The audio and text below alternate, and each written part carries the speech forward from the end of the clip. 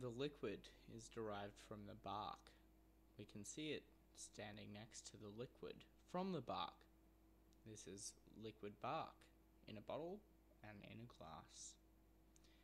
You could never imagine why you would have liquid in both. Here we have the liquid in both bottles next to the bark. It's also made from the bark, which is quite dry. Getting liquid from the dry bark is a strenuous process. It involves putting the garden hose in a bucket and then pouring it into a yellow thing. Now we must take the liquid and put it into a different bucket with the same hose. You flick the switch to make the liquid go into the bucket.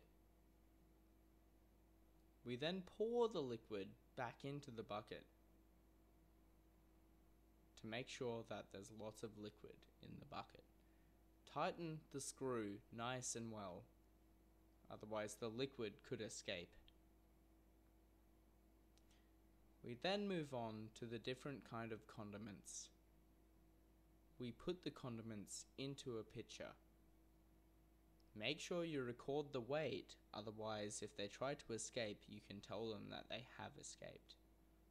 Because if they escape, the weight will be much less.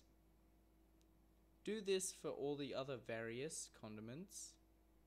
Make sure that they won't escape. And then always remember to shake the bag. Sprinkle the nice leaves into the bowl. And then you should add them back into the bucket where the liquid came from. Get a Hessian bag. String it over the edge of the bucket and pour in the condiments.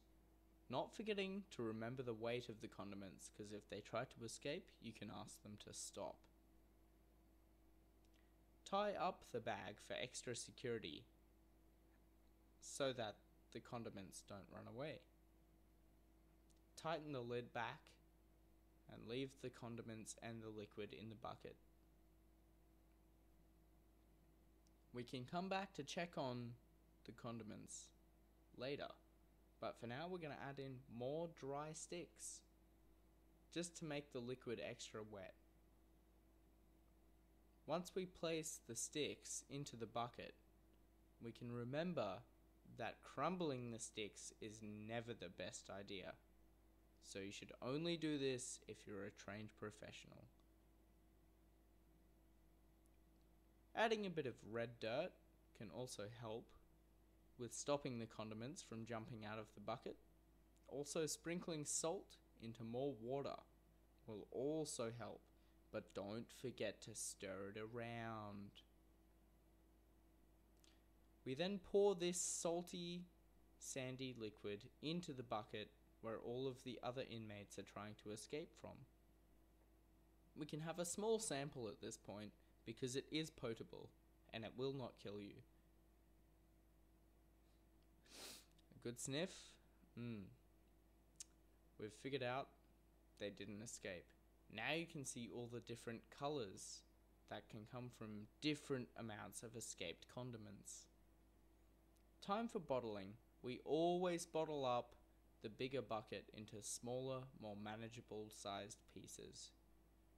Just knowing that they're in a contained environment and not all of them can get out at once it's a really good feeling.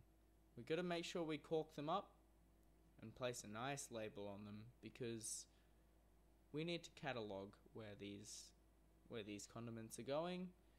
And yeah, that's pretty much it, guys. Just seal it up. Extra security, no more condiments. And yeah, I've signed off on this one.